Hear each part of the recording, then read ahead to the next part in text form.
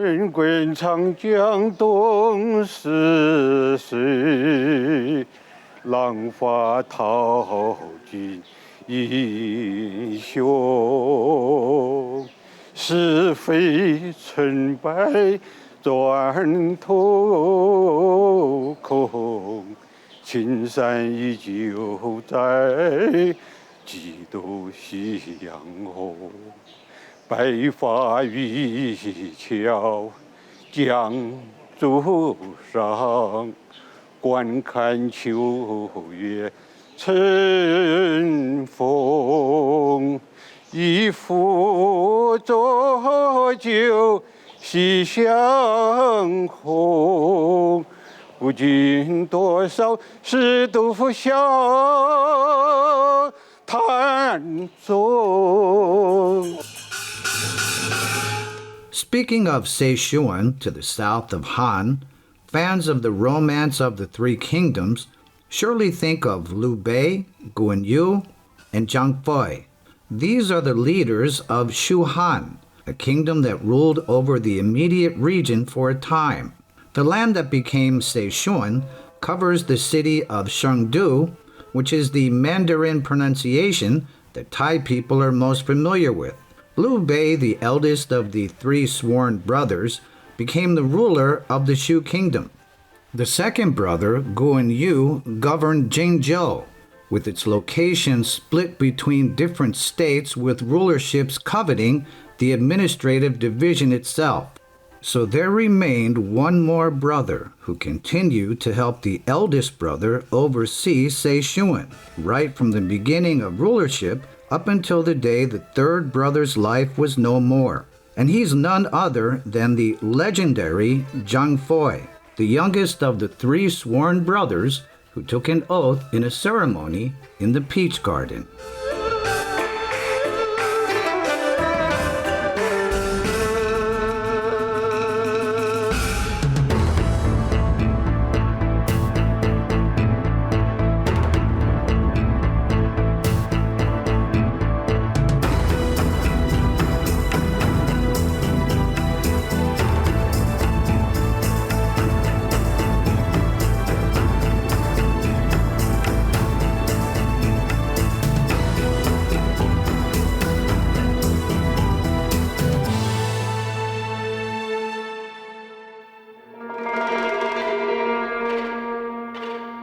Zhang Fei, kindness, wisdom, or insanity. The words short-tempered, thunderous, and wild best describe Zhang Fei's personality from the perspective of later generations. Repeated portrayals through different media have caused the audience to have the same understanding that Zhang Fei is a military warrior with only a physical focus. But could it be possible that a man whose only quality lies in his physical energy would rise to legendary status and maintain that status for 1,700 years? On this trip, we fly to Sichuan to journey back in time to the great battles. We are guided by Ajahn Paliwat Jantorn, a writer who specializes in Three Kingdoms history, and Lao Shu Sisawat, or Lu Jian'an, a local guide who specializes in Chinese history. Zhang Fei's story is one of our primary areas of interest. His most famous accomplishment was the duel that took place in front of Jiameng Pass. The duel went on for 3 days and 3 nights, with neither side managing to defeat the other. ที่เรายืนอยู่บนกำแพงเนี่ยด้านหลังเราเนี่ยนะคือหอเมืองหลิงชิงเหมินเป็นประตูเมืองทางทิศตะวันตกด้านล่างเนี่ยฮะเป็นบริเวณที่เกิดสมรภูมิรบครั้งสำคัญตอนหนึ่งในเรื่องของสามก๊กเลยทีเดียวพอทุกคนเราถามคนจีนบอกว่าเมืองเจ้าฮั่วเขาจะรู้เลยว่าเป็นสถานที่ม้าเฉียวกับเตียวหุยสู้กันเหตุการณ์ในตอนนู้นเนี่ยนะครับเนื่องจากว่าเล่าปี่นะครับยกทัพนะฮะจะเข้าไปยึดเซิงโตเล่าเจี้ยงก็เลยขอให้เตียวล่อมาช่วยเตียวล่อคือเจ้าเมืองฮันตงหรือฮั่นจง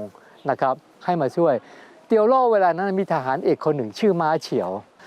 วก็มาสู้นะครับก็ยกทัพมาประจันนะครับ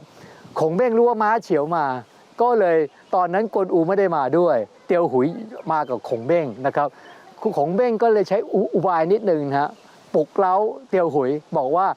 ฝีมืออย่างม้าเฉียวเนี่ยต้องเอากวนอูจากเก่งจิ๋วมาช่วยรบเตียวหุยบอกเอ้ยได้ไงเขาอยู่นี่เขาก็มีฝีมือไม่ได้สู้พี่ชายเขาได้ทำไมต้องไปเชิญพี่ชายเขามาจากเก่งจิ๋วด้วย The city wall is located in Jiaohua ancient town in Guangyuan to the north of Sichuan. It's considered one of the best preserved historic towns from the Three Kingdoms period. It's commonly known as Liu Bei used this place to rest his troops before marching on to Chengdu. During the Battle of Jieting, Zhuge Liang led the attacks 6 times.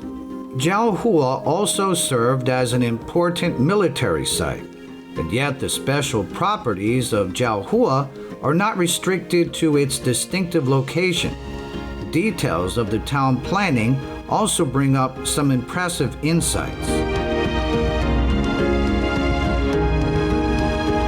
To begin with, the city walls have a curved, rounded layout. From an aerial perspective, the outline of the walls resembles the shape of a bottle gourd, which is the Chinese symbol of protection against negative entities. Or if we closely examine what lies behind the walls, we'll see that the central part of the town was built into a mound. The main purpose was none other than military targeting. In the event of an invasion, the elevation that was well designed would conveniently allow the soldiers within to view the movements outside the city walls. What we consider to be the most important highlight within the town of Jiaohua itself is the placement of the intersections. The most ordinary-looking 4-way intersection was absolutely forbidden in this town. Having to accommodate large armies on a frequent basis, it was essential that all intersections were 3-way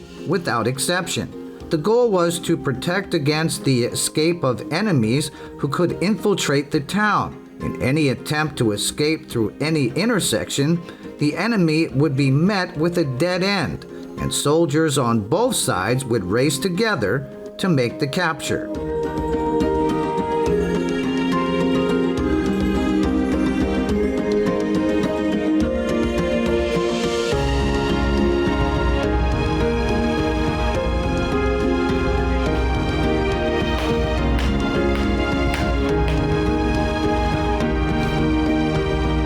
The town itself and the architecture are not the only aspects that have been preserved with excellence. Stories of the Three Kingdoms battles are also heritage treasures that have been passed down through the generations. The villagers have developed a profound relationship with those stories.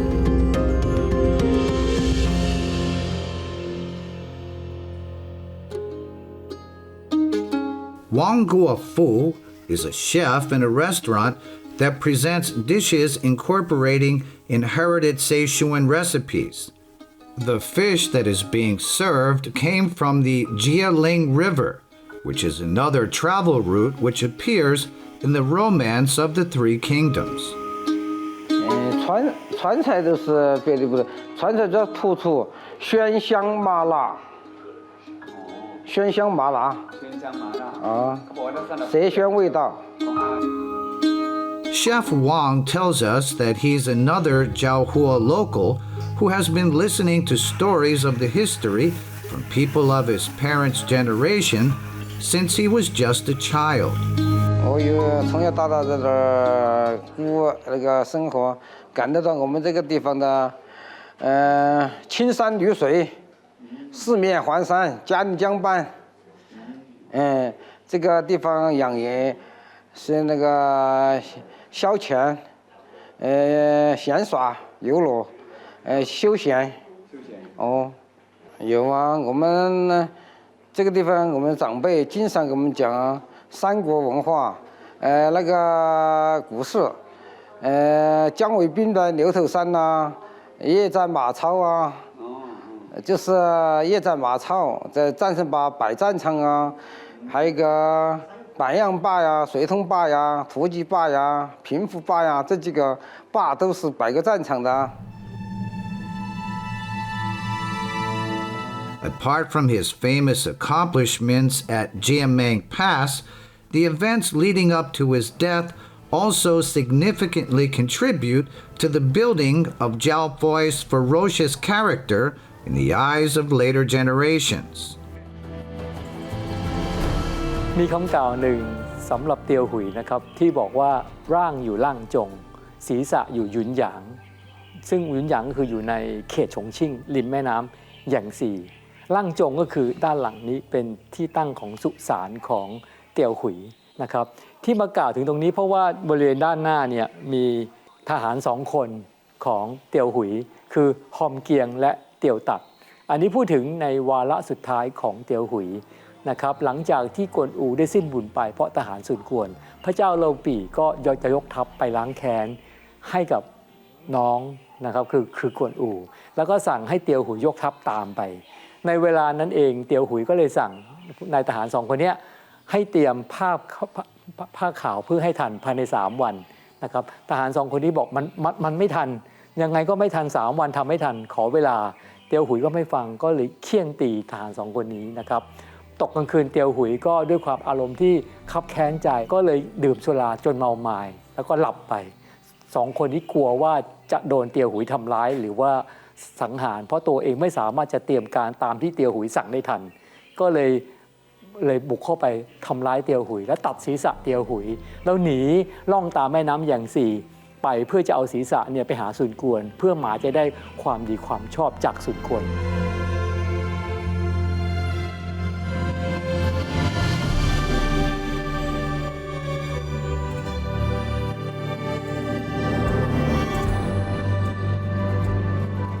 It's been said that when commanders Zhang Da and Fang Qian beheaded Zhang Fei, they transported his head along the Yangtze River. Upon reaching the Yunyang section, which marks the boundary between Shu Han and Eastern Wu, Zhang Fei's spirit refused to cross the border from the land that he loved, so the boat of Zhang Da and Fang Qian could only go around in circles because it was unable to move forward or backward. Then Zhang Fei's eyes bulged out from his head. The 2 officers who betrayed him panicked, threw his head into the river, and sailed away. A fisherman later rescued Zhang Fei's head and buried it. A temple was built in honor of the general's memory. The site is located in present-day Chongqing in Yunyang. คติอันนี้เนี่ยชาวจีนสอนไว้อย่างหนึ่งว่าการเตรียมการโดยความประมาทหรือการใช้อารมณ์เป็นใหญ่ย่อมไปสู่หนทางแห่งความวิบัตินะครับได้หมายความว่าเตียวหุยตอนนั้นโกรธมากความที่มีโทสะและโมหะก็ย่อมเตรียมการที่ประมาทสุดท้ายตัวเองก็ไม่รอดนะครับก็ถึงแก่การอวสานในชีวิตของตนเองไป Zhang Fei's tomb is located within the Zhang Fei Shrine, which is known by Chinese people as Zhang Fei Miao. The site is in Longzhong, where Zhang Fei served as governor for 7 years. When he died, his body was delivered back to this town for burial, and a shrine was built for people to pay their respects.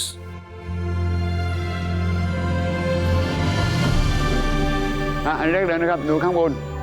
ว่านฟูโม่ตีว่านฟูหมายถึง10,000 คนนะครับโม่ตีนะครับหมายถึงสู้ไม่ได้นะครับเพราะฉะนั้นแค่นี้ว่านฟูโม่ตี10,000 คนสู้ไม่ได้คนจีนทั่วไปรู้เลยนะครับอ้าวอันนั้นต้องหมายถึงจางเฟยหมายถึงเตียวหุยนะเพราะฉะนั้นอันนี้นะครับนะเราก็อ่านก็รู้เลยนะครับนะหมายถึงเตียวหุยนะครับอันที่2ที่เราจะอธิบายนะครับก็มาดูอันนี้เขียนขึ้นมาในปี1926นะครับเห็นไหมหูเจี้ยนกังเจ๋อนะหูก็หมายถึงข้าพเจ้านะครับเจี้ยนหมายถึงพบหมายถึงเห็นกังเจ๋อนี่แหละครับหมายถึงเตียวหุยก็คือกังผู้แข็งกล้าใช่ไหมกล้าหาญนะครับอันนี้เป็นคำสรุป หรือว่าเป็นคำชมเตียวหุยที่ค่อนข้างดีแล้วกังเจอนะครับกังเจอนะหูเจ้นกังเจอเวลาก็อ่านหนังสือก็ได้อะไรก็ได้นะครับนะถ้าเห็นความกล้าหาญแข็งกล้าหรือตรงไปตรงมาอะไรพวกเนี้ยนะครับนะเห็นศัพท์เหล่านี้นะครับนะเขามาจากคิดถึงเตียวหุยเนี่ยแต่พอเข้ามาถึงตรงนี้นะครับมาถึงตรงนี้เจอแล้วนะครับเห็นแล้วนะครับเห็นใครเตียวหุย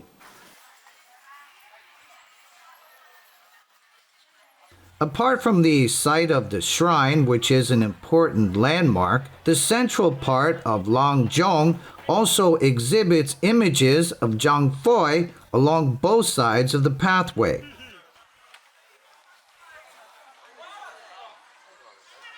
ที่เรายืนอยู่เนี่ยนะเป็นจุดกลางนะครับของเมืองล่างจงนะครับซึ่งเป็น1 ใน 4เมืองโบราณนะครับที่ขึ้นชื่อของประเทศจีนนะครับเมืองนี้นะครับมีชื่อเสียงนะครับโดยเฉพาะในด้านฮวงจุ้ยนะครับสร้างตามฮวงจุ้ยตามหลักฮวงจุ้ยโบราณและเมืองนี้พอดีนะครับมีแม่น้ำจานอิงจางนะครับล้ออยู่รอบๆเมืองนะครับรอบๆเมืองมีภูเขามีแม่น้ำและเมืองอยู่ข้างในนะครับเขาบอกว่าเป็นเมืองที่ถูกหลักฮวงจุ้ยของจีนมากที่สุดนะครับของประเทศจีนนะครับก็คือล่างจงในมณฑลเสฉวนนะครับ Stories of Zhang Fei continue to be remembered by Chinese people, and yet it is not only the bloodiness and the battles that have been associated with his character. The green landscapes the general had built for later generations are another aspect that has done well in balancing out his aggressive image. Sui Yung Lang, or the Zhang Fei Pine Terrace, stretches from Jutong to Jiangur. The landscape itself is 2,000 years old. Many leaders of China have supported the preservation of this natural heritage, and so we see these pines in such good condition, especially when we consider their advanced age. ต้นนี้นะครับเขาตั้งชื่อเป็นซานโกติ่งลี่โบหมายความว่าพอดีมันมีต้นหนึ่งขึ้นมาแล้วกลายเป็น3ใช่ไหมเหมือนกับว่าสมัย3ก๊กเนี่ยนะครับเหมือนกับเป็นมี3ก๊กอยู่ด้วยกันติ่งลี่คำว่าติ่งเนี่ยนะครับมันมาจากอันที่เมื่อก่อนนะครับเขาเรียกว่าติ่งก็มี3ขาเป็นกระถาง3 ขา The triangular legs of the pot mentioned by Lao Shu Sisawat and Ajahn Paliwat have profound meanings embedded in the Chinese spirit. The 3 legs represent Confucianism, Taoism, and Buddhism, which uphold Chinese cultural foundations to this very day. With the incorporation of the characters into the written name of this 3 kingdoms pine tree, the images of the 3 sworn brothers of Shu Han acquires an even greater aura. We happen to turn around and see Lao Shu Sisawat's chanting and interesting mannerisms while filming. Then we wait for Lao Shu to finish his ritual, and out of curiosity, we then approach to ask what he was doing. เหมือนกับว่ามันรับพลังจากพระอาทิตย์กับพระจันทร์มันมาเป็นพันปีเพราะฉะนั้นนะครับคนยิงก็จะเชื่อว่าต้นไม้โบราณเหล่านั้นต้องมีพลังอย่างแรงมากนะครับอยู่ในต้นนั้นอันนี้เป็นชื่ออยู่หลังเป็นต้นสนโบราณอายุเป็น1,000 ปีเลยนะครับอยู่บริเวณนี้อันนี้เขาเรียกสนอาโตโป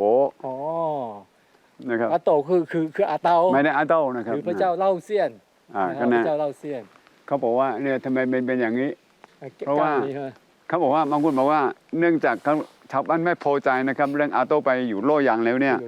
นะครับเพราะว่าตอนนั้นเจ้าก๊กเสียให้กับวีก๊กไปใช่แล้วอาเต้าก็โดน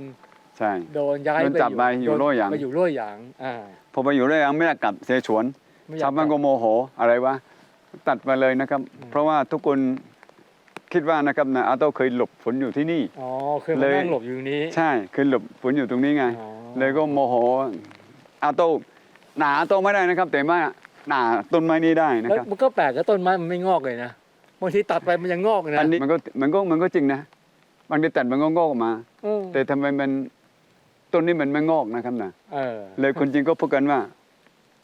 ลือเนี่ยถ้าไม่มีความก้าวหน้าไม่มีความขยันไม่เก่งเนี่ยก็เหมันกับอาเต้าอ่ะ อ๋อเลย นะครับนะช่วยยังไงก็ไม่ได้นะครับ อ๋อ เห็นไหมต้นไม้ก็ยังเป็นอย่างนี้เลย ทำไมเป็นอย่างนี้เลย เลยก็เรียกว่าอาเต้าโปง อาโต้เป็นรูปปั้นเตียวหุยปลูกต้นสนนะฮะตามประวัติบอกว่าเมื่อตอนเตียวหุยไปเป็นเจ้าเมืองปาเสนะในเรื่องสามก๊กนะครับปัจจุบันคือเมืองล่างจง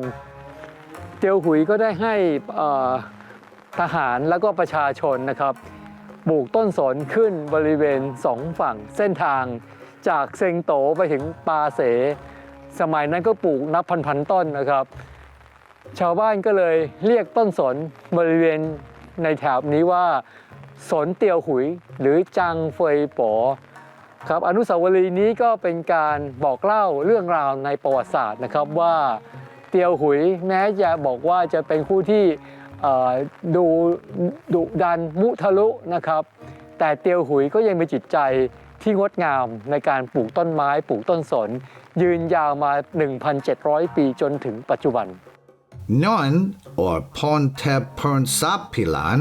runs the page called Three Kingdoms Dong Non. He's another Three Kingdoms fan of the younger generation. He tells us about the interpretation of Zhang Fei's character as portrayed by the manga versions.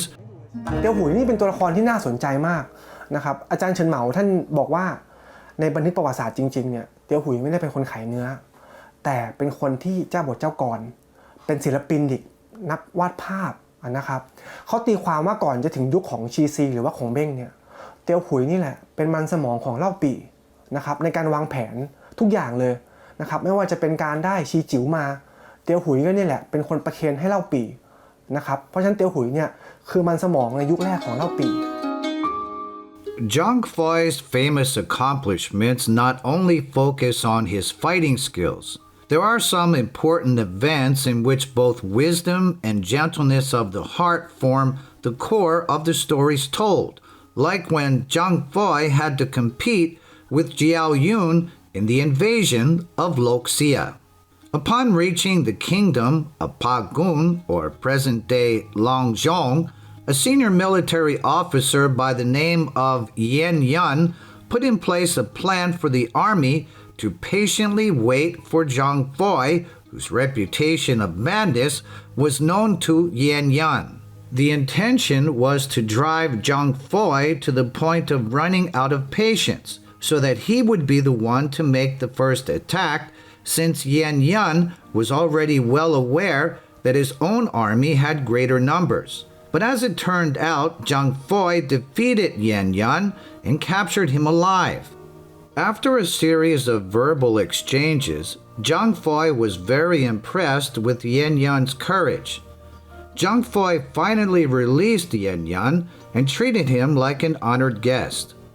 The events that came to pass allowed Zhang Fei to win the heart of Yan Yun. The old military officer transferred his loyalty to the other side and guided Zhang Fei through the different towns in the kingdom of Bagun all the way to Loxia.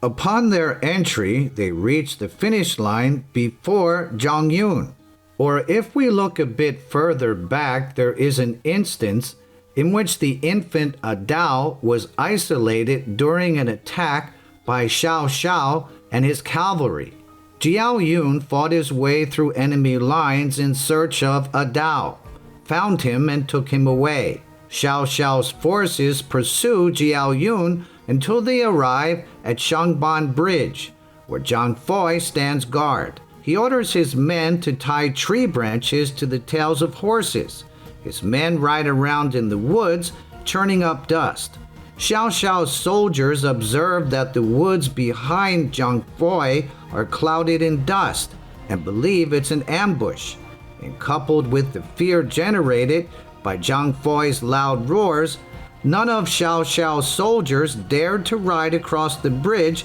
into the thick curtain of dust, so they decided to retreat without a fight. 张飞流肉的来历，它其实是非常有历史性的。然后张飞他在阆中镇守7年时间，在这7年时间里面，忠义勇谋，曾在四川曲县那个地方大战魏将张合，以少胜多过后，用自己特喜食的牛肉来犒劳自己的将士。所以说呢，后人就把这个牛肉的制作方法给保留下来，就变成了我们张飞牛肉。This beef recipe is 1,700 years old. The dish isn't just a product of family kitchens, but has been developed into an industry from which the whole town continues to benefit. Zhang Fei Nu Rou, or the Zhang Fei beef of Longzhong, is distributed to other regions so that people outside the locality can taste the product that Zhang Fei left behind. 这个其实，民间传承的话，有这样的一个说法，是有这样的一个说法的。From the battles of the ancient past to the present age of technology, it's been over 1,700 years. What kind of a person was Zhang Fei exactly? By what degree did he practice the principles he claimed to uphold? How well did he follow the advice of consultants? We who are only conducting these studies may not be in a position to draw conclusions, but from the contents of the novel and our on-site discoveries, we have come to realize the greatness of Sichuan. We are confident that the socio-economic developments in Sichuan are just as much a product of this legendary Shu Han general by the name of Zhang Fei, who a very long time ago greatly contributed to laying the foundations of this place.